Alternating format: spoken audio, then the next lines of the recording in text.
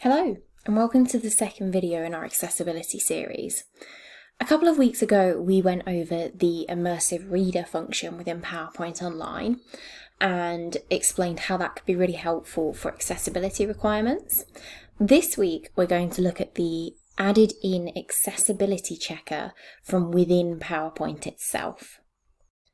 The first step is to click Review on the top toolbar,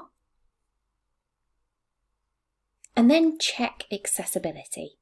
This will open the accessibility checker, which will give you information on the right-hand side of any areas that are not quite meeting accessibility requirements. You can truncate the list or see the full list of errors. Clicking any of the errors will highlight the item and allow you to make adjustments. This picture requires alternative text to be more compatible for screen readers. Add the alternative text, close the window, perform a recheck, and you'll notice the error has been removed. Some errors will not be able to be updated. For example, decorative images may not require alternative text.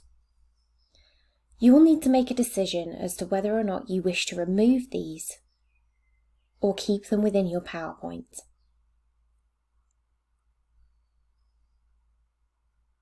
Once you have removed the errors, you can recheck to see where final problems are, and again make decisions accordingly.